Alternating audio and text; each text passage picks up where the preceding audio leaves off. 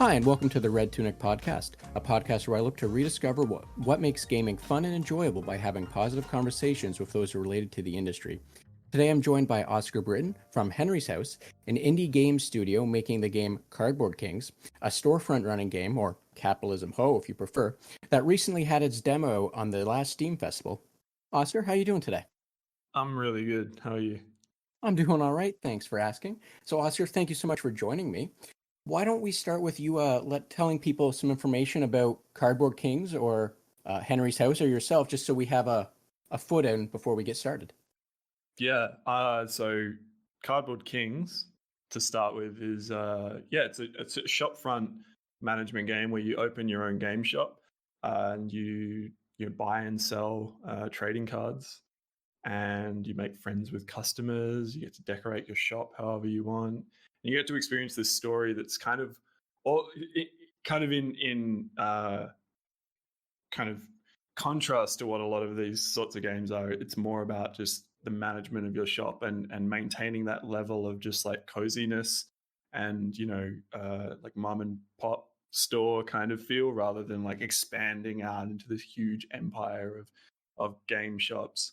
So we really wanted to focus on this like very intimate story about a group of friends who all run a game shop, and kind of, yeah, that's kind of it. And really like create this tribute to card games, which is just this really amazing medium for storytelling, art, writing, gameplay design. Like, I mean, Magic the Gathering is just this amazing like constant evolution, and it's just, we really wanted to make a game about everything around the culture of those, because digital card games at the moment getting a lot of traction, and even things like Slay the Spire and stuff, where people are really interested in the cards, and we're like, the stuff around that, the culture of hanging out in card shops and stuff. It's something that maybe people are sort of forgetting about a little bit. Yeah, and I definitely understand that, especially right now with the pandemic. Obviously, depending where you are and how those procedures are being handled, but you're absolutely right in that there was or there is a very nice feeling. I'm struggling for the right word. I'm going to go with that, of being able to go into like your local card shop or what have you, and be able to talk with someone about the cards that they have available for trade, for sale, or what have you. Just that, as you said, like that ecosystem itself is can always be like a nice, interesting thing to be involved in. Absolutely.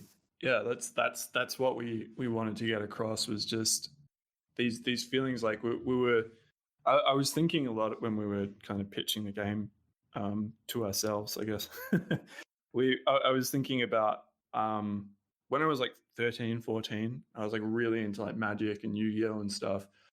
And we'd all go to the card shop and we'd all like buy boosters, and we just talk about like, oh, wouldn't it be really cool if there was like a digital version of this on our phone?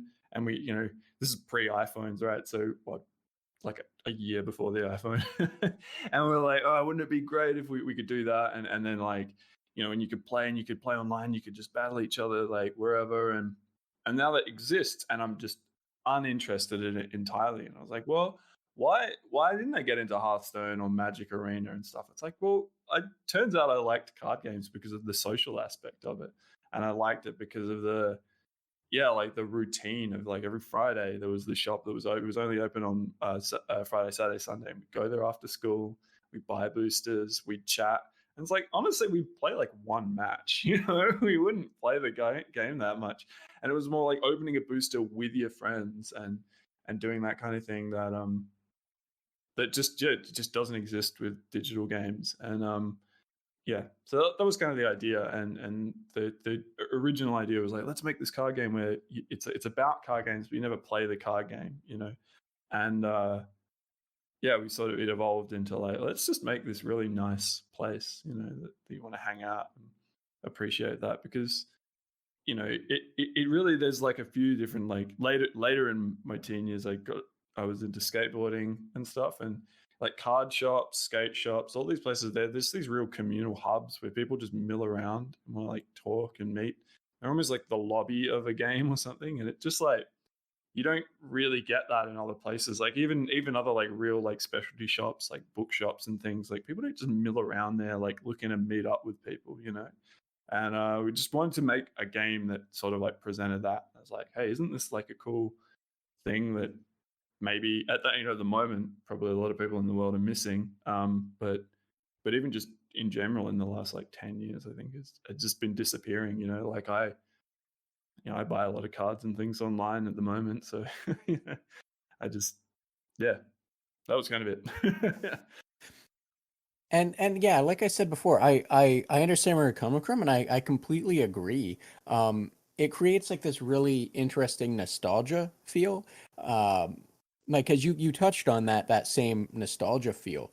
For me personally, I kind of dabbled in Magic the Gathering, and I just played with a friend and would go to the card shop or the comic shop that sold them and join them on Magic Night once or twice, but it really for me it wasn't the playing of the game, kind of like you said, you play like one game, but for the most of it, it was just you enjoying getting to like open a pack or two and share that excitement of what could be there, and the possibilities of what you could do. And like you'd be there for a while and then you'd never actually play, and that's perfectly fine. Like I when I was younger, it wasn't so much as Magic, but I had like a very similar thing, and it was I'd go to it was effectively a card shop. They would sell like a rack of comics and for whatever reason some sewing supplies like at the very back of the store. That's Um, weird.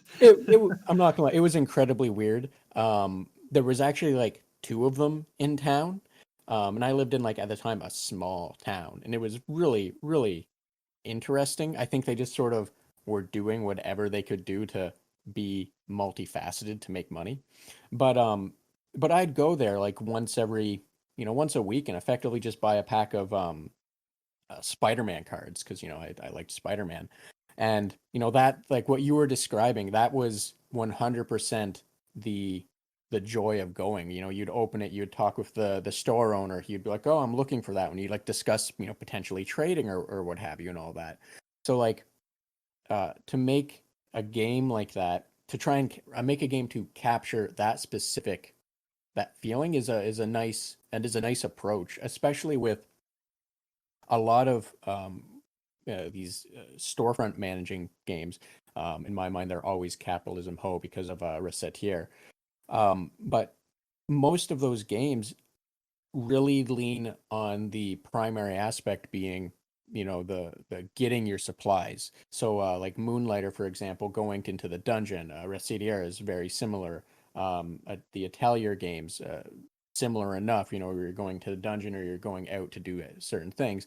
And the storefront, while sometimes did have some complexities to it, it was never really the prime focus that needed to be polished. So to make a game where strictly all you're doing is that polishing part and running the store in a real kind of relaxing environment, because when I played it, the thing I enjoyed the most actually was not being worried about the wall I was going to hit, about having to push further like in the dungeon to get the better supplies to make that new whatever. All I had to do was sell some cards and then buy them online, and you'd get someone. One of the things I liked that you did was the special requests that would come in, where you'd have someone that, for example, would be like, "I just want a blue card that flies," and they would give you like $8 for it, and you would open up the little computer and you would find the cheapest flying blue card for like 12 cents and then sell it to the guy for $8. And that was like a nice relaxed approach to uh, the genre in general, I want to think or say. So, Yeah, I just want to say as well, I thoroughly enjoyed the demo when I tried it from the Steam Festival. So, uh, I really, I'm kind of stumbling around there, but really, what I'm saying is, I think it's a nice, unique approach, and I hope many other people enjoy it in the same way that I did, and also get the same sense of nostalgia feeling that you're aiming for, because that's uh, something that I don't think is out there really, and I think that's a great approach. yeah. we looked at a lot of. I mean, first, thank you for, for that, No worries. because it sounds like we nailed what we were going for. But we looked at a lot of these old and new sort of storefront management games, and we there's just like a lot of commonalities between. It's like, well, they're all sort of fantasy based because you've got to be able to go out and kill things to get loot to come back to the shop. And we're like, well, if we don't have that, and we can not have that because we have cards being a thing that fluctuate in price. So you could buy something and then sit on it, and it might become expensive, which doesn't happen as much in those other games. Um, and we just, yeah, we're like, well, we can make something that stands out from those quite, like, obviously, by the fact that it's contemporary in its setting. And it abides by a lot of the laws or rules or customs and things that we expect from like modern shops. You know, it's like, okay, you walk in, you buy a thing, you pay for it. You don't have things like Racketeer has like bartering and haggling and things like that. And we're like, well, it just we don't need to have that if we can. We found all these ways around by having the primary thing you're selling being cards. We found that it actually like lent enough mechanical complexity and things that, okay, we didn't need to have like a dungeon that you go and grind in to get these things, and we didn't have to like have like a haggling mechanic. I was playing a few of the other games, like it's called like Potion Craft or something, which did really well. And it was really great game, but it's got like the haggling kind of mini game thing going on. When people come to buy it, and I was just like, oh, we don't have that. Why don't we have that? Like, it never occurred to us to have that because we were like, well, thematically, it just didn't make any sense. You don't walk into a card shop now and haggle with the guy. Like, you just, that's the price. We put the price on it. So we just had all these like the contemporary setting ended up being something that we were like afforded by making it about cards and about opening boosters, and that's where the randomness came in and stuff. But then also from that, we could have all these like additional gameplay things that came from that setting rather than a fantasy setting. Like we have like tags, and we have sales. You can organize tournaments in the game to people come in. We can have like rush hours, things like that just don't really make sense in a non-contemporary setting. And also just like, the computer and like requests coming in on the phone rather than people having to come in. So it's like there's a lot of things that we were like, okay, we're able to do this because it's contemporary and not fantasy. Well, we should absolutely do everything those games couldn't do.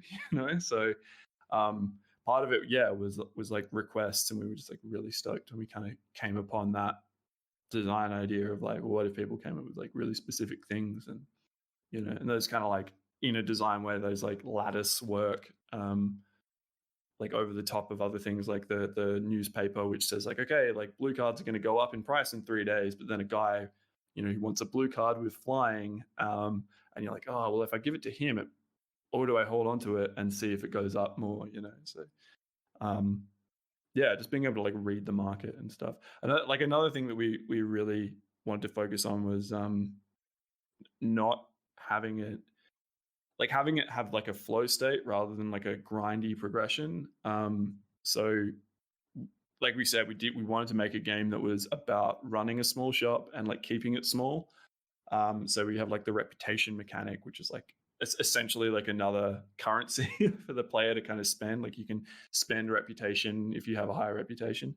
But we wanted to not have things where it's like, okay, you got to level up your guy and then you can sell cards for more, or you can buy this thing that lets you charge more for things and get more and more money.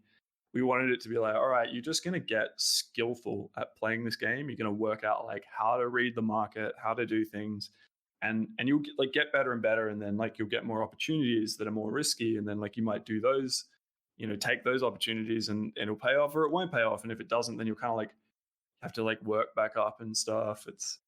It was more like making like an action game or something, in that we wanted it to be about like the player's skill and their ability to like read like the subtle nuances in the daily running of the shop, rather than just like kind of like, okay, you've sold enough, okay, well you've bought some extra racks so you can sell more now, and you can get more and more and more, because like eventually you're going to just run out of stuff to reward the player with. Hmm. And yeah, and like that all makes a lot of sense.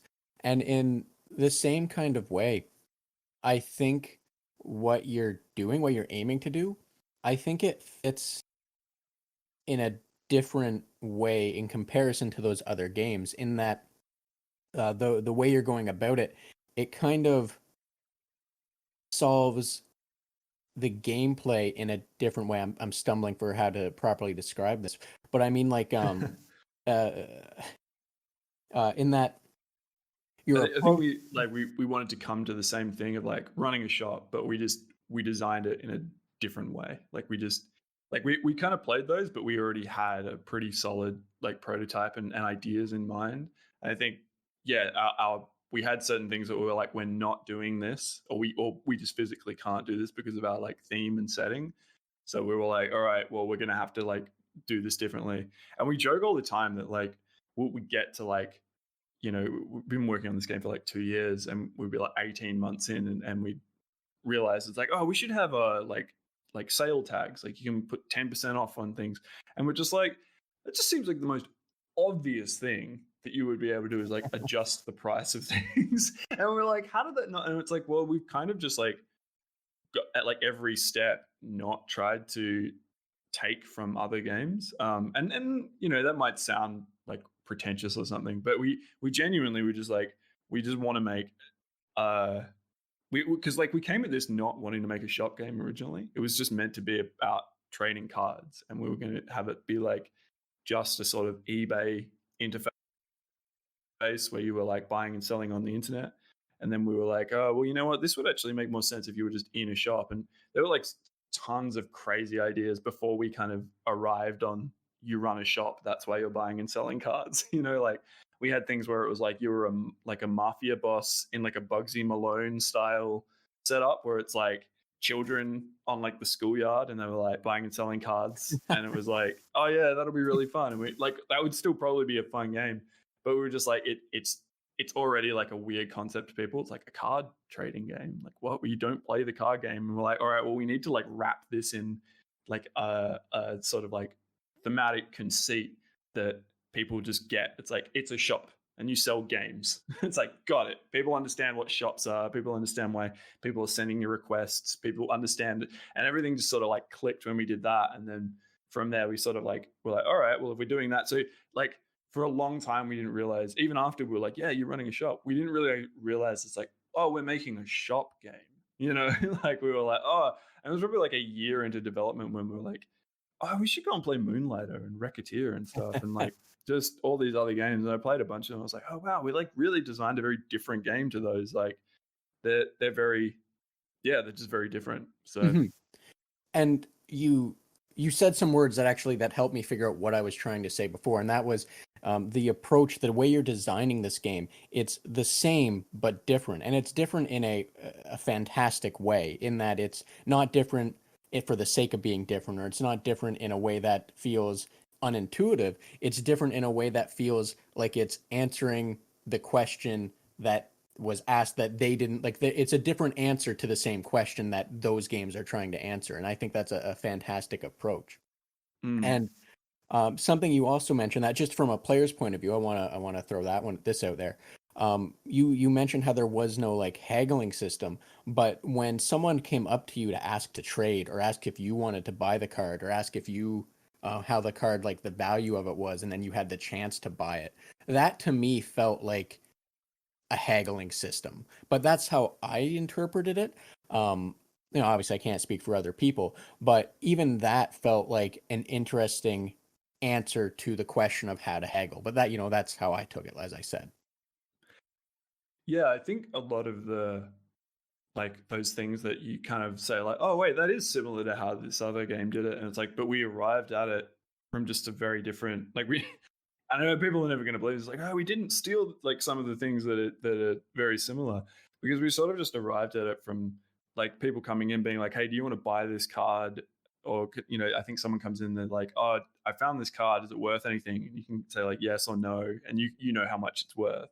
If you say no, and then they're like, oh, do you want to buy it really cheap? And then you buy it, they're like, okay, you got a really cheap card, but you'll lose reputation for that, because that person finds out later. It's like, oh, that was an expensive card. So we're like, we came to these sort of things mostly from like a thematic thing, but then like the reputation system and like having that in there and really saying there were things that we really wanted to have in the game. So like cards had to be in there, and like I really wanted reputation to play into it, and also then having things that we weren't going to make the game about. So we're like, all right, this isn't a game about just constant economic growth. This is a game about like balancing the books. And it's like, okay, I've spent a lot this month. I've got to make I've got to be a bit more conservative next month or whatever. And just having it reflect sort of like more of a contemporary reality rather than just like this this fantasy that people have of like, I want to run a shop and then franchise it and grow it bigger and bigger and bigger. We wanted it to like be more about like an actual management game. Like we laugh about that. Like management, I think like management is like maintaining, you know what I mean? Like it's a maintenance game, right? And then like so many management games are about like just constantly like sprawling and getting bigger and bigger and bigger. I think it's like a very like Western it's just a thing that like we automatically like go to is just like making money. And I think a lot of like initially we were like we just wanted to make a game about collecting cards and stuff. So I think initially it came from the money isn't like your primary goal in this game. It's collecting the cards. So then the money was sort of the secondary thing, and it was only really like it was a resource to get cards. You know what I mean?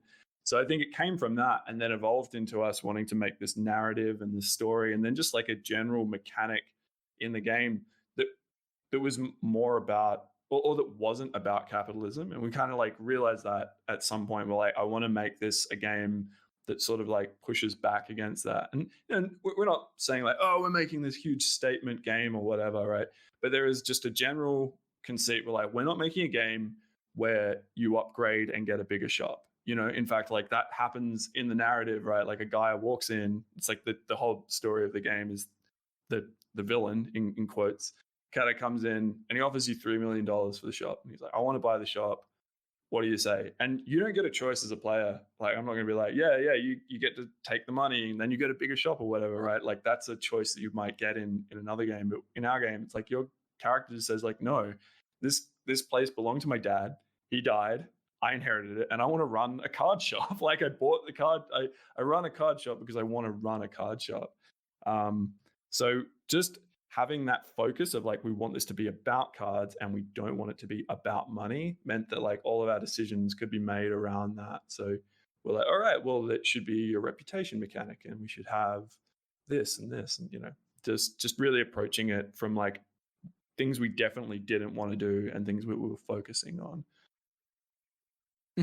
And yeah, like I definitely, as you're talking, I'm thinking about my experience, and yeah, 100%.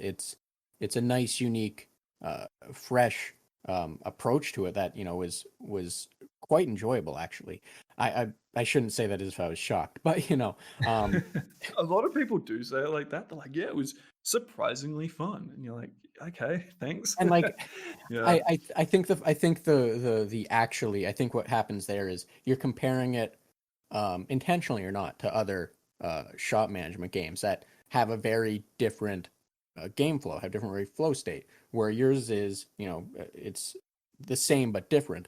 So I think that's where the actually came from, is you go in expecting one thing and you get something else that is a different experience that's just as enjoyable, more relaxed because there's less pressure and all of that. So as I said earlier, it's I think it's a great game, and I'm looking forward to when it comes out and all of that. But just because it is such a unique approach to the same question that other games have also been trying to tackle. we've talked a lot. Oh, sorry. No, please continue. Yeah, we've talked a lot about what we would do next, and we're like, we do feel like we've hit on something a little bit unique, a little bit unique. I don't know if that doesn't really make sense. You're either unique or you're not, but something we've got like an original sort of approach to this shopkeeping thing, and we're like, well, see how this goes. If people like it, maybe we should branch out and do shopkeeping of a like a different product basically, you know. And we've thought about doing like bookshops and stuff like that. But yeah, it is funny because you go, oh, like this is cool, and we're like, oh, what could we branch it out into? And it ends up actually bumping into a lot of problems because you sort of have to be, it sort of has to be card games in a way. You know what I mean? It's like it has to be something that is relatively cheap, but you can like have the price of individual things fluctuate to just depending on some like meta game that's going on behind the scenes, which you can't really do with a bookshop because it's like, well, books are just, they're all $20 or they're an expensive coffee table book. You know what I mean? Like you get, or they get, or they just slowly accrue value, you know? So whereas like cards can go up and down depending on numerous different factors, regardless of whether they're new or old. So yeah, we've thought about it a lot. And we're like, how could we? What other things could we that are maybe less niche than like card games? What else could work? I'm like, I don't know. Maybe you could run like a guitar shop or something. I don't know. Yeah. Yeah, and that definitely does sound like a challenge to find the balance for what works and doesn't work for the future. Now, I don't want to change the subject too much, but when it came, because you had mentioned you guys have been working on this game for 2 years now, how is it, or what is it that got you into developing and making games? Like, how did you get to that point where you started doing that? Um, I don't really know. I didn't really play video games until like university. Like I trying to think. Like I sort of like I was kind of aware of games and I played a bit. Like I had a Game Boy and stuff as a kid, but I had like an operation on my back after high school, and I had to miss like first semester of university. Not like I wasn't sick the whole time. I just like didn't, like I missed like the first 2 months or something. So I was like, hey, you got to just start next semester. And yeah, I bought an Xbox 360 and I got Mass Effect and like Gears 2, I think, Gears of War 2. And I was just like, oh wow, video games are really great. And it's like when you're just sort of like sitting in bed and you can't really do much, you just sort of like obsess over one thing. And Mass Effect's like a big enough game that you can kind of do that with it. And yeah, I think I just like at that point I was like, wow, I should do something with games or something. This seems like a really cool, like this is much bigger than I thought it was. And just yeah, it was like, I don't know, I just kind of went through uni, doing, I studied like journalism and like graduated. I got a job at like a media company, and then I like got fired, and it was just like I should just make a video game. And yeah, I just was like, I don't know, I'll just do it. So I just started doing it. I kind of like made, I did like a class or something in high school that was like game design and programming or something. So I had like a vague knowledge of like game maker and stuff. But I don't know. It was just literally just like I got fired for or laid off from a job. I had like $5,000-6,000, and I was like, I'm just going to take 6 months off and make a video game. So I just kind of kept doing it since then. So Hmm. So your involvement or getting into it seems a little different from I think most people that are involved in the industry. So for that, just because the unique approach of you not actually getting into games until you're older and all of that, what advice would you have for someone looking to get into the industry? Because I imagine what you did might be close to what some people that are looking at just getting started themselves. mm, um, I don't I don't know that I'm a great person to ask. I mean, it depends on who's asking, right? If you're in North America, the US, or Canada, my advice might be kind of really bad for you because I mean, like, oh, don't go to university. And I think over there it seems like people just go and work, go to university, study programming, art, or design or something, get a job at a big studio, work for like 2 years, and then quit and make an indie game. That seems to be like how the story I hear from a lot of people. And yeah, in where I was from, because I grew up just in the middle of nowhere in Australia, right? So uh, it wasn't really like an option to do that. There was, I mean, there was like game design at university, but it just seemed like, I don't know, a weird thing to study. And I'm kind of glad I didn't do that in the end, because I don't know that those degrees from that time, we're talking like 2010. I don't know that they are really that great. I don't know. I hope I'm not like offending anybody by saying that. I know there's like I know some people who lecture and stuff there, and I'm sure they're great, but I just don't know how much those degrees like hold in terms of getting you a job, especially like in Australia. I think internationally they might not even anyway. It's like, oh, you have an Australian game design degree, whatever. Um, so I don't know. I forgot his name, but like so I went back to university. Like I say it like, oh yeah, you know, lost my job and then just been making games. Like there was kind of a long story to that like I went back to university and I studied architecture, and like industrial design. So there's that.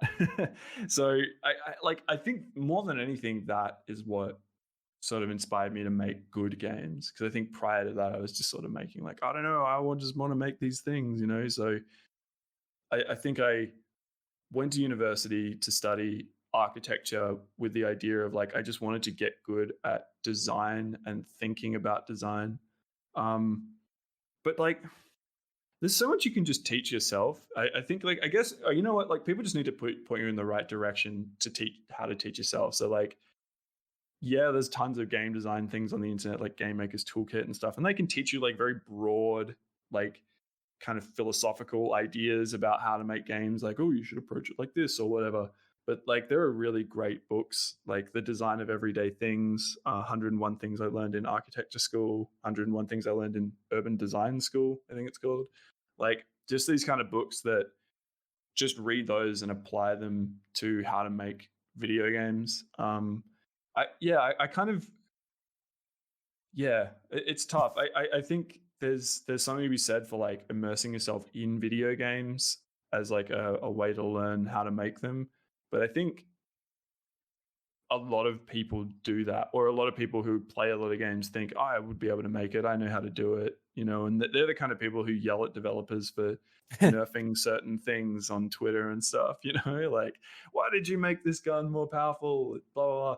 And it's like, if you understand like the game design intent behind things, then maybe, yeah, you would get it more or whatever. I don't know. I'm just going around in circles now. I don't really know what I'm saying. No, and um, that's fine because I part of that, part of that was on me. I should have phrased that question a little better. So I apologize for that. But you actually kind of answered it in a uh, you answered the question that I should have asked, which was for someone that didn't start out in that, what would be the best advice that you found helpful that would have been helpful to you?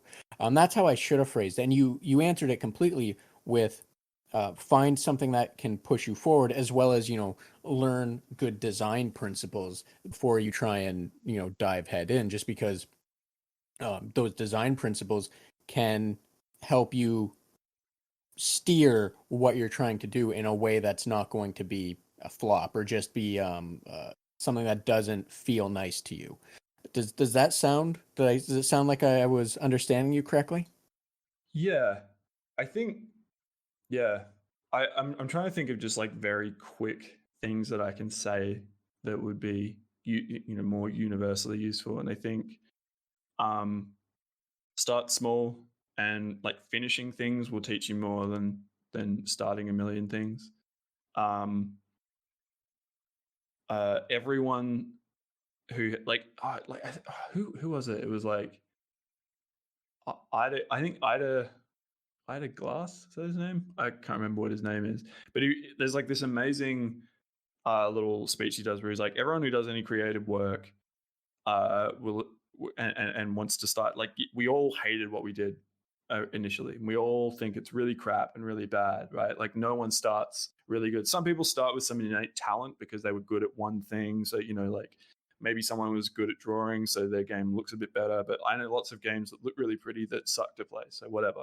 But like everyone who does creative work, it's like you wanted to do it because you had good taste, you know, and you were like, I want to make something because I'm unsatisfied with the things that I'm, you know, taking in from other places, right? Or I want to put my own mark. I have some ideas, right?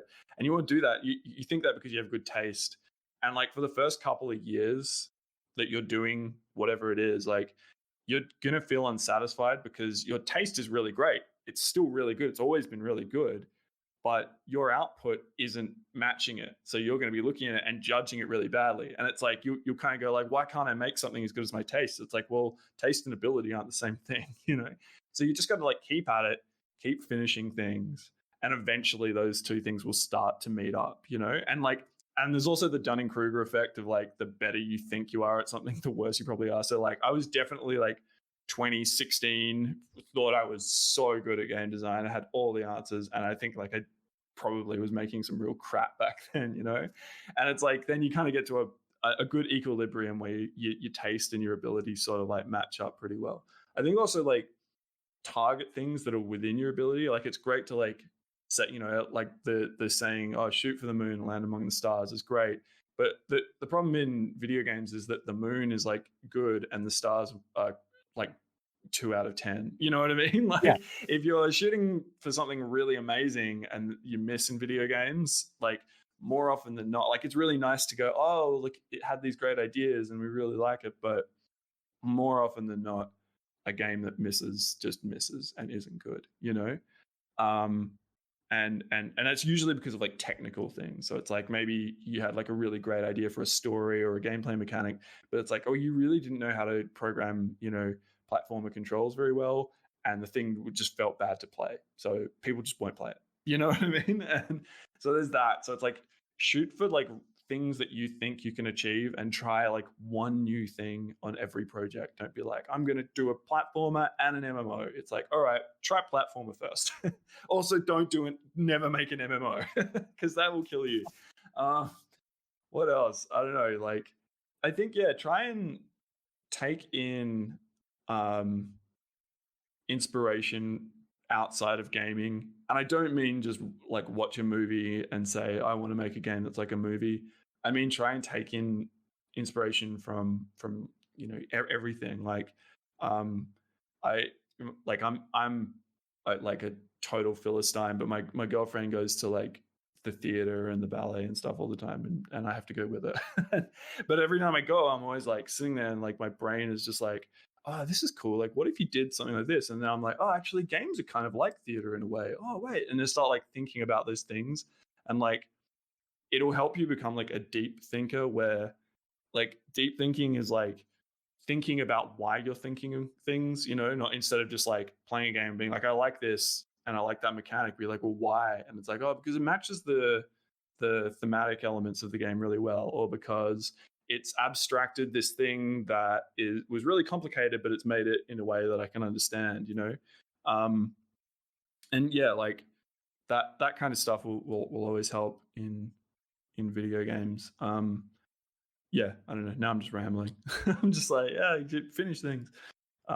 Study design, study like design as well. I think like even if you're like, I want to make games and I want to be an artist or I want to be a programmer and whatever, it's like everyone needs like some basic understanding of design, even if it's just like design sort of language and like the process that a designer goes through. Because like I've met so many people who've done like game programming degrees or whatever, and they're just like, oh yeah, designers, like what do you even do? You just come up with ideas, like anyone can do that. And it's like, all right, you're the last person anyone would want to work with because you don't appreciate that the designer is the most important person on the team. You know, like programmers can sometimes make good games, but the best programmers are the ones that understand like, okay, I'm programming this thing and I understand what the designer's trying to achieve with this thing, you know.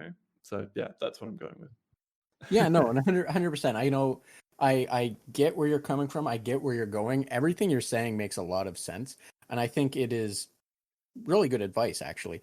Thank you. Even if you feel like you were, you know, kind of getting cyclical and all of that, no, all of that was very, very good advice, and I think might be advice that might not traditionally be told, just because you came at the whole gaming thing from a different angle. So it's always great to have a different viewpoint, a different opinion on that as a whole. So, you know, like I said, great, that comes off as very great advice to me.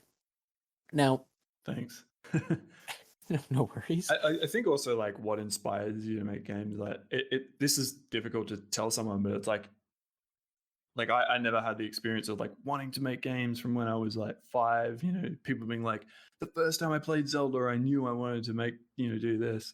I just never had that really until, yeah, I went to university and I started like playing games. And then that was like around the time that like indie games kind of started coming out. And yeah, I remembered like the game that I was like, oh, wow, like you can do something that is like, this sounds stupid, but that is like art. Was when I played like the Scott Pilgrim game. It was the first like pixel art game that I'd seen like post, you know, the 90s or whatever. And I remember just playing that and being like, reading reviews and reviewers being like, oh, this game has made like aesthetic choices that are like intentionally bad in a way to like evoke nostalgia. And I remember just like that kind of being like, wow, you can actually do that in video games, you know, in the way that someone might make a black and white film as a statement, you know.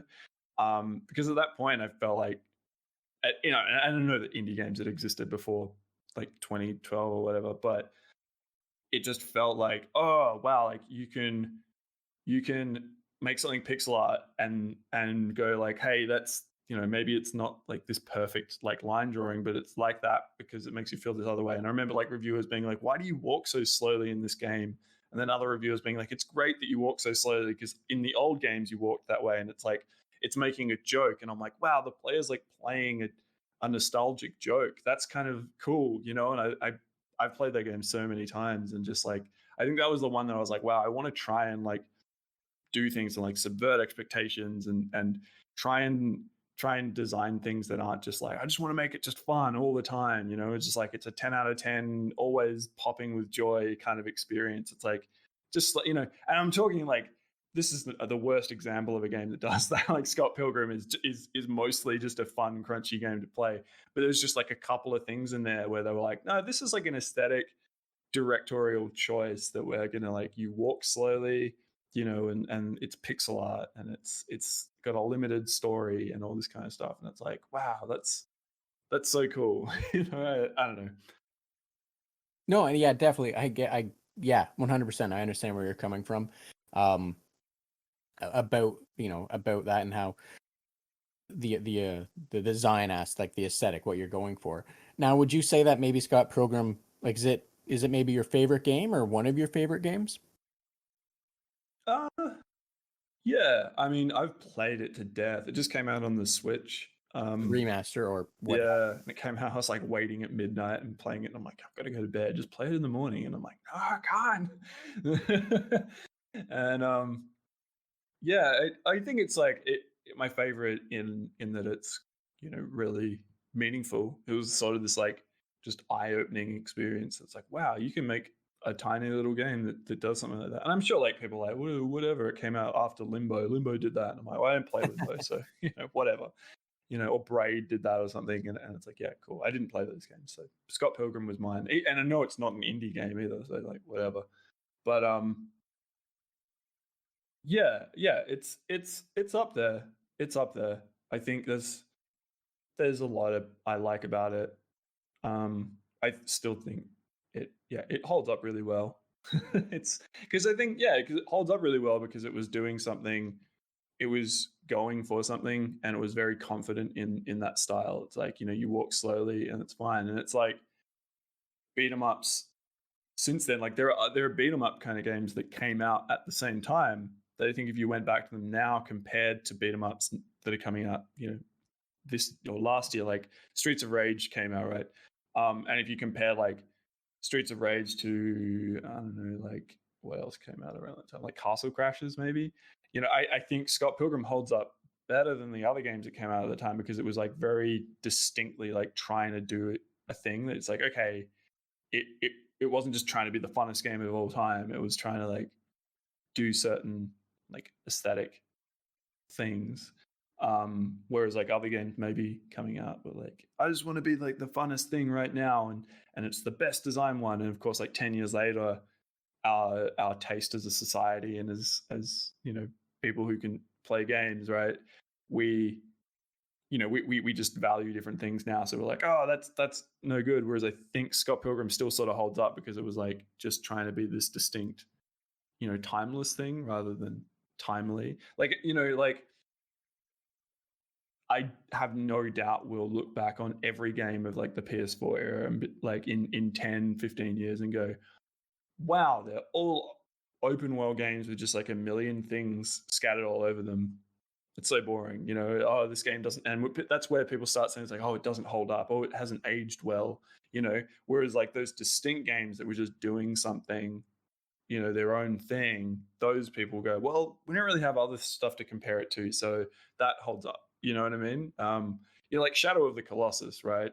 Like people always say, like you can go back and still play Shadow of the Colossus. Like the original is still this amazing game, and I've gone back and play. I'm like, yeah, like it is great because it's like there's not a whole bunch like it, Whereas I think if you go back and you play Killzone 1 on the PS2, you'd be like, oh, this isn't good because it was just trying to be the shooter archetype, and now like shooters are just completely different. Whereas like Shadow of the Colossus is its own genre, it just made its own thing. And I think that's what I was trying to say. I don't know what the question was. Sorry, I just got completely sidetracked.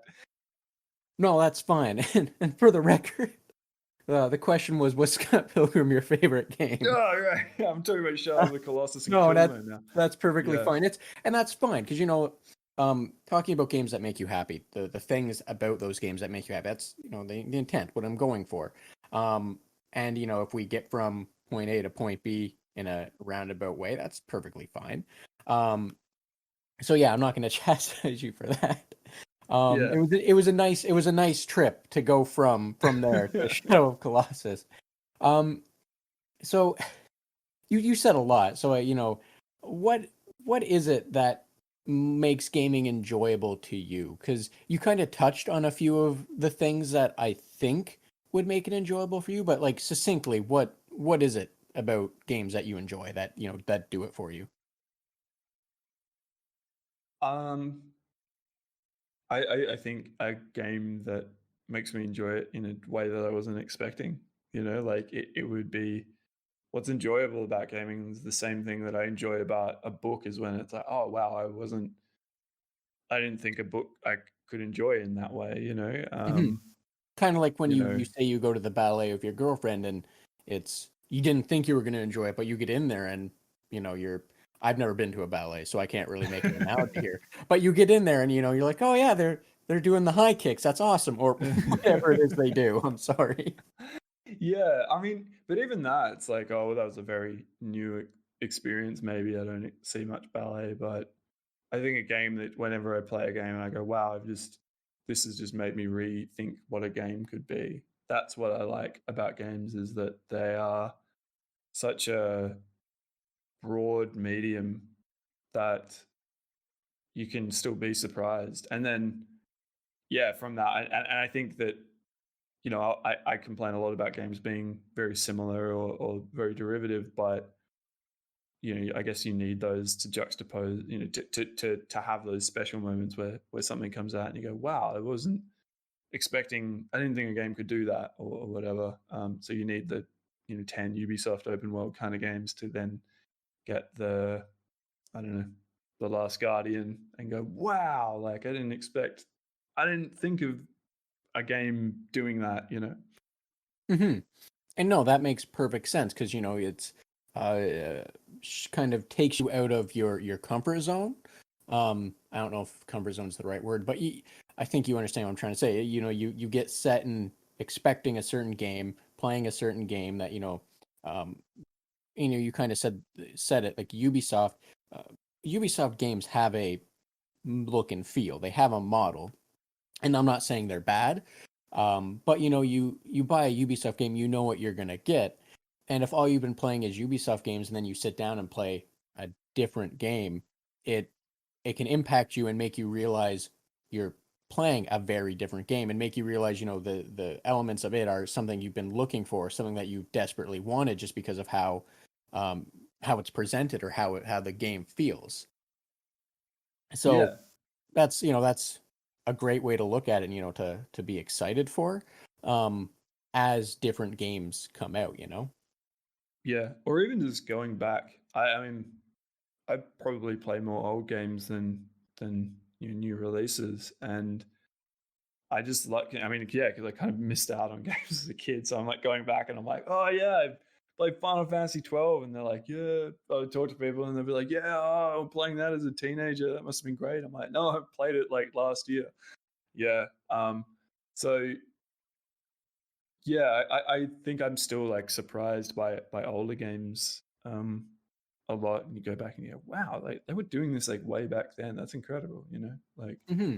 And that's and yeah. that's an exciting way to get to experience games, because right now, you'll look at games like Shovel Knight, which is a throwback to, or even a love letter, really, to those old platform games. And people like me who grew up playing those games, I'll play Shovel Knight and be thoroughly impressed by it. It'll take me back to that point in time. But I think for me that it hits the hardest just because I grew up playing those games, whereas you and people like you get to experience those games for the first time, and maybe even at a age where you can appreciate what it's doing even more, if that makes sense in a non-pretentious way. Yeah. I'm not a huge platformer person, but like I've played Shovel Knight and I enjoyed it. And yeah, it's nice going and seeing, I think a lot of people get very like angry at pixel art, or just sort of retro throwback stuff. And it's a funny thing because it's, you have to have and appreciate, like there has to be, like, as a society, as a culture, we need to go back and appreciate things. It's just how things work. It's like every 20 years there's some sort of like look back at what we did, and sort of like a cataloging of that thing with like with like the benefit of that like time that's lapsed. You know what I mean? Like we can all, like, I think now like people sort of looking back and being like, wow, like I mean, when I was like in high school and stuff, and I was sort of like the after grunge, but it was still sort of like what we were all into and stuff. We all like that kind of like the Smashing Pumpkins and Nirvana and stuff. And it's like sort of looking back on it now, and it's like just a very different way of looking at it and seeing it being like repeated now in music, and just how they go, oh, okay, like there's actually like when like being able to catalog like the elements of something and say, okay, it worked because of this, and it was influenced by this, and like in games, I think, and you either say, okay, well, we're going to get a whole bunch of like retro revival games like Shovel Knight, or even Scott Pilgrim, right?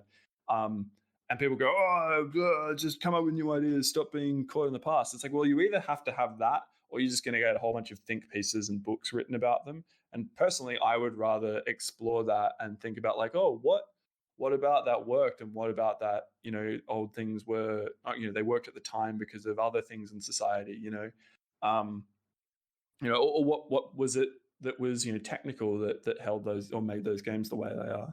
And I think it's a really interesting thing that games can reflect and sort of comment on their history through the medium itself. You don't really get that in other mediums as much. You kind of like, in like film and painting and things, they sort of just like, they're a constant evolution, and you don't really get those. I guess it's because like games have like distinct generations and things that we talk about, that we can kind of like go back and say, okay, well, let's kind of like look at this generation, like catalog it and like break it apart and go, why did we like this? Why did this work? Why was this so prevalent? Why were platformers just everywhere on the NES and stuff? And yeah, I think that's really interesting. I think it's, maybe done to death a little bit. It's like, all right, yeah, like we've had Shovel Knight, we don't need like 10 more Shovel Knights. But like, um, yeah, Like it's an interesting way of doing it, and it's an interesting way of sort of like mixing things up, like modern elements with older elements, and kind of then juxtaposing it to the original and stuff like that. That said, remakes I do not like. I think those are 100% just like navel gazy crap. You know, that's not appreciating. That's trying to grind off elements that you don't like and say no, we've taken just like some aesthetic thing. You know, like the Shadow of the Colossus remake. I've had big arguments with people over like it's like, oh, we just kind of like shaved off a few of the edges that people won't appreciate. I'm like, no, you need to like bring it into the modern day as just like you can play the original, or like make a game that is inspired by it, like Titan Souls, I think it's called. Is it Titan Souls? Yeah, Titan Souls. And then there's another one, Death something, but I've forgotten what it's called. And just like these games, and was it Pray for the Gods, those kind of things. And it's like, yeah, and it's like seeing the elements that they took from the original Shadow of the Colossus and like seeing how they're like reusing them or doing it. It's like, oh, okay, so maybe the elements they left behind, maybe those are left behind because they were sort of, you know, part of they only worked in like that context or that time period, or they only worked in Japan, or they only worked in America, or what. And it's like, okay, you know, maybe it's like a Dutch team making this game now, and it's like, all right, well, they're going to do it differently because this other part that they aren't borrowing didn't make sense. You know, I think that's just like way more interesting than just having, you know, people make, I don't know, a documentary or something about some famous game. You know, like I never really like those kind of documentaries about a film, you know, where it's like just, you know, I would rather watch like a film that was trying to kind of recreate that. And then yeah. Well, that said, though, I don't like the new Star Wars films. So maybe I don't like this. I think like what I'm saying about like video games being generational, though, it's like you're able to say like we're looking back at this whole generation rather than like the Star Wars films. Like let's look back at the original Star Wars film and recreate that with the Force Awakens. That's the first one. I No, believe. is that the first? That's the Believe first so. one. I think, yeah. Yeah, whereas like that felt a little bit more, it was like too specifically, it was taken just from Star Wars. Whereas like, yeah, I don't know what I'm saying. I'm just rambling. No, I get what you're saying, and it's basically, if I may, it sounds like you're saying, you know, to take a broad look at things, see what worked real well, and see if you can distill that out to make a unique twist on that without just recreating the same old thing. Like you said, used Titan Souls. I think it's Titan Souls, for example, which is kind of like Shadow Colossus in the sense that it is a boss rush where, if I'm not mistaken, every boss is one hit. Like they have one weak spot that you make that one weak spot present, and you shoot an arrow at, and that's the end of the fight. And you move on to the next one. So like I get what you're saying. You know, you're taking those elements and you're distilling them in a unique way without just recreating something with a different varnish on it. You know. Yeah, yeah, it's interesting. I think like Mario games. I'm not a Mario fan, but I understand like the way they do those. I think it's interesting the way that the things that stay the same in between Mario games and the things that change are an interesting sort of comment on like the era that those things came out.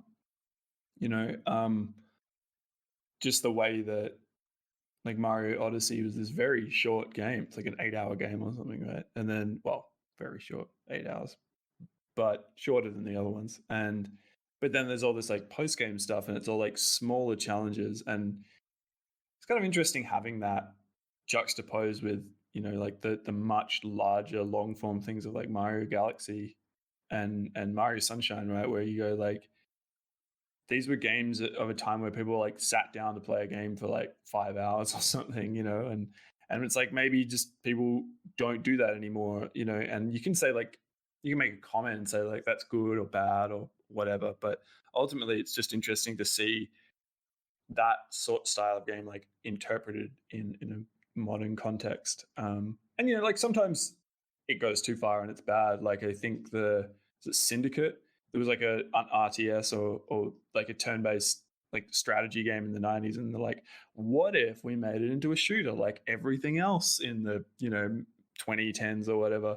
And yeah, like that's bad, because I think that's just like corporate suits coming in and saying, oh, you've got to make it this thing because this is popular, and that's bad. But when people kind of go back and look at something and go, this thing was popular, or this thing worked because of this, and yeah, I'm just repeating myself, but I think people get what I'm saying. Yeah, and that's fine. It's as trying to think of the right way to phrase that. Positive, as I said before, positive conversations are always good because um, my whole goal is to just have positive conversations, get people thinking about things a little differently, because you can easily get stuck in a negative loop.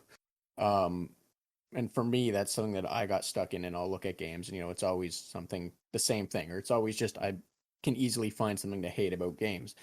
And having different approaches or different views, especially from someone like you that kind of got into the scene much later, it it can add new ways to appreciate things and new ways to even look at things that can stave off that negative loop of getting stuck and going, I hate this, I hate that, I hate this, I hate that.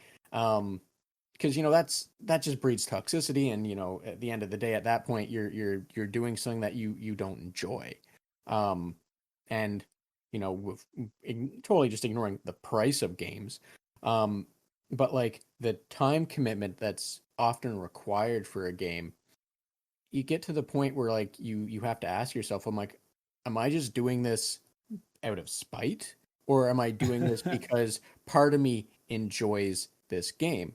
And that's trying to dispel or push back the negativity can, for me at least, has helped me see when I'm doing something out of spite, or at least much sooner when I know I'm not going to enjoy something, and don't try and commit to it, and what I'm doing because there's elements I'm enjoying, and then it lets me focus on those elements that are to be enjoyed.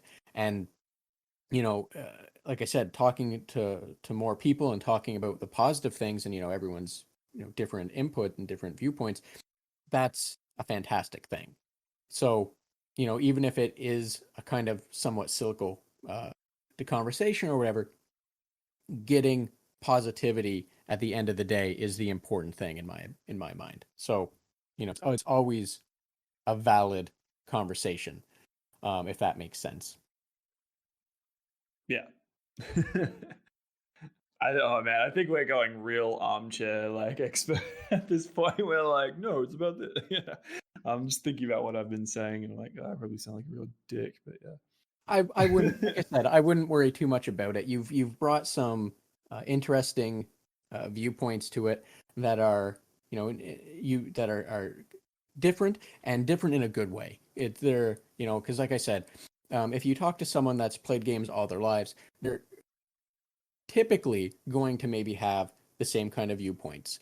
They're going to kind of align, just because if you've been playing like Mario for the last 30 years or 20 years or what have you, you're going to approach Mario the same way for the most. You'll see that one new element, and you'll get really excited about it, but you're going to always approach it the same way, or at least that's how I feel when I'm approaching a game. So getting to just getting to discuss it, regardless, who cares if it's armchairish, like at the end of the day, I'm just sitting in an armchair. So.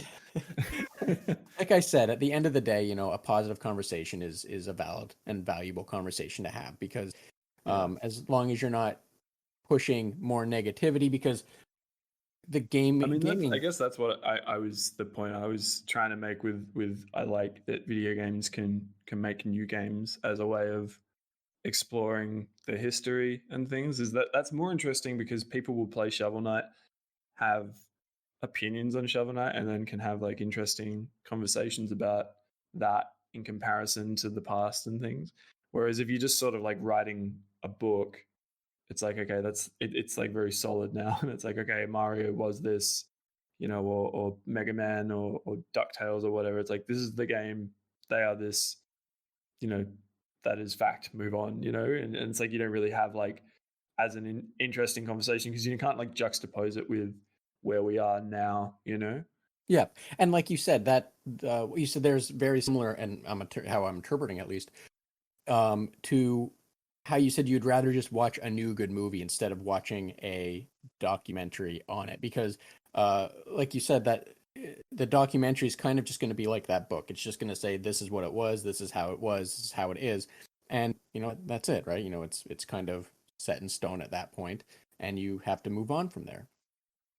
Yeah. Now, Oscar, Yeah. I don't want to. Like you had mentioned before that you had to prepare for other meetings and everything, so I don't want to take up too much more of your time. Um, so I have just one more quick question for you, before I ask if before I let you kind of talk about anything else you feel that needs to get thrown out there. But with your game, because especially as a smaller indie studio, and a startup at that, how do you feel about the current landscape for like games fandom and interaction in general, in terms of like Twitter or YouTube or what have you? Like, how do you feel about having that open, and has it been a good thing for you guys? Um, we're gonna watch what I say here. um, yeah, I mean, I don't know. I don't really have much to compare it to because I've never had this sort of level of like following for anything else I've done. So, um, it's a tough one to compare, but you know, there's a part of it that I mean, it's ups and downs. Like there's a part where it's like, well, it's really great to get like very specific, detailed feedback, or to understand like, um, well, yeah, just be able to get feedback, from people who aren't play testers or working for your publisher or something. Um, but at the same time, it can sometimes how do I say this without sounding like a dick? It's nice to have like a boundary between you and other people sometimes, that the internet sort of is very good at breaking down and removing, because yeah, it can be unhealthy to really stress about these things. I don't know, maybe I'm just talking about like Twitter and like analytics and looking at like numbers and stuff, but No, because what yeah. you're saying makes perfect sense. Like I get what you're saying, and I think a lot of people um can probably relate to that. I know I do, because I try and see how analytics are doing and all of that, and it can create like an unhealthy loop where that's where your focus is, um and being able to step back from that and not let that be your focus ends up being a healthier thing, right? Because it's removing an amount of stress that you probably shouldn't have, right? I think on like on a very specific like micro level, it's really great that we can go, oh well, look, we've got this one tiny element of the game we really need to get like some feedback on. Put it out there, we'll get some people on our Discord to like play it or something, and we can get like a sense of like, is this good or bad, but the problem is then when you start looking at like your overall project or your overall direction, or like philosophy, and sort of like putting that out there, and then you're not getting the feedback that you thought you would, or you're getting bad feedback and you start doubting yourself based on that stuff. I think it's really bad. I think it's good to like maybe doubt like micro elements of your work, but maybe not the entirety of it, because I mean, like, this is a game that like we were working on this for a good like probably a year before we like showed it to anyone publicly, and that's pretty unheard of, I think, in indie games. A lot of the time people want to like, especially if it's like an unproven kind of idea, it's a pretty bizarre idea. It's not like we were just making a very like standard kind of game that we're like, oh well, look, people will be into this. So I think that was like a benefit of that, was that we didn't have this back of our mind, like, oh man, maybe this is a terrible idea because we only got 30 likes on Twitter or something, um, which I think that can really like screw people up, and I think people end up starting to like make for the algorithm and things. But I guess that's more like a problem with algorithms that I have. But yeah, I mean, sometimes like even on the Discord, like we have like a little channel of like things that you would like to see in Cardboard Kings, and I'm sort of the idea that we should delete it because I'm like, and not that I don't want people to have their ideas or I don't want them to tell me, but I don't want them to show up in this very like here's my list of things I want in the game, sort of setup. Does that sound bad? I don't know. It just sometimes you get a sense of like, oh well, we wrote like a checklist of things that he would like in the game, or well, those should be in the game. You know what I mean? You start Mhm. to think like that, and it can really screw you up. And even if you say like, oh well, I won't, we won't, and I'm not going to take that all on board. It's still going to be in your mind that there are people that like personally, like you interact with people on your Discord or on Twitter or YouTube or whatever, and you're like, oh, well, those people, that individual is going to be disappointed, and that person is like a real big fan of the game and they've been championing it. So maybe I should do these things to like make them happy. And then you're like, that's kind of bad for creative endeavors. I think when you start designing for people because they've requested things, and yeah, again, when it's like a tiny thing and you've like put it out there, like it's almost like if it's multiple choice and you put it out there and you're like this or this, but when people start doing that, and then on top of that you just get like gross toxicity of some people, and just telling you your game sucks or whatever, and you're just like whatever, like that's annoying, and you wouldn't have gotten that, but it like 20 years ago you wouldn't have gotten that, but yeah, it's tough. It's tough because it does influence the way games are developed a little bit, and I think maybe largely for the negative because I think you could probably find another way to get opinions on those micro things that you want tested or whatever. And then the larger like pressure of people seeing what you're doing while you're making it is probably not good for a lot of people. And even the people that think they're okay with it, you might subconsciously be like, influenced by it. Yeah. So that's kind of negative. Sorry. Oh, that's perfectly fine because that questions can be negative, right? They can go either way. Yeah. But yeah, no, and that's perfectly valid. To feel that way or to have that approach to it. Um, just I think the first person I spoke to, he had basically said, we're people too, and that's the important thing to keep in mind. And you know, um, as well, in terms of someone saying your game's bad or what have you, just you can ignore them, right? You're not making the game for them. Um, and instead of like you said as well, having a micro item or object or whatever of the game, kind of steering that towards some of the voices that seem to be the loudest or the biggest, can not, can sometimes be a good thing. But at the end of the day, if you're looking at that checklist and getting brought down and judging yourself because someone else is wanting you to make their game and not your game, it's I can definitely And understand and wanting I to. mean that because people will probably listen to this who have asked for things in the game. I mean that in the nicest way. Like your game is probably great as well. Like your ideas might be really great. It's more like the pressure of knowing Yeah. that there are people who have expectations, and they're increasingly people with faces and names and voices, and you're like, oh man, like I don't want to disappoint people, and you can get a sense of that, and it kind of can weigh you down a little bit. It's like something that I do appreciated or appreciated for like that year of like just working on Cardboard Kings was just like no one has any expectations of this, um, and yeah, that was nice. But yeah, sometimes it's just like having people who are looking forward to something, and then those people can talk to you. Like sometimes, like just A lot of weight, subconsciously right? unhealthy. Yeah, and like that's just a lot of weight on your shoulders.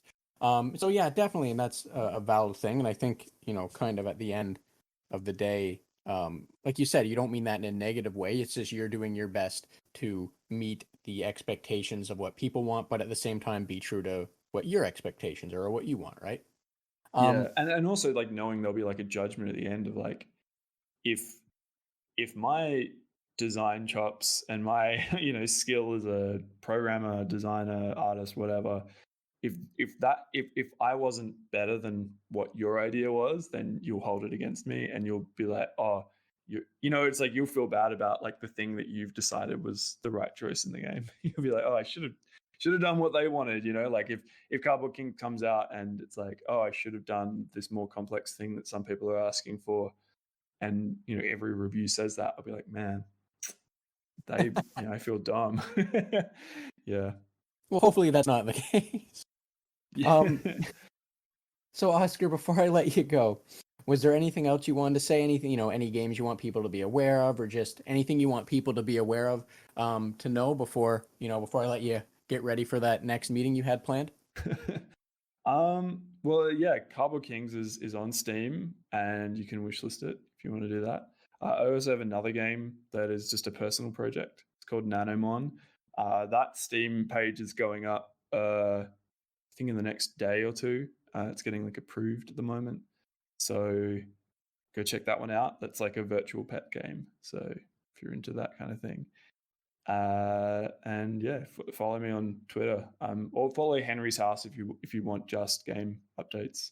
But I like to think I'm interesting, so people can follow me on Twitter. I'm at Moomomang, MOOMOOMANG, or at Henry's House AU is The way to do it. company one. Yeah. Awesome. Well, yeah. So I'll get that information from you later as well, so that way it'll be in the description, so people can easily click through and find that. Awesome. So that way they're not having to listen and type at the same time or what have you. But yeah, if there's nothing else you want people to be aware of, we'll let you go, let you get ready for the rest of the day, just because I know for you it's it's pushing the afternoon.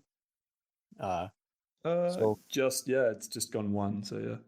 oh wow, okay. Um Bit of a difference. Yeah.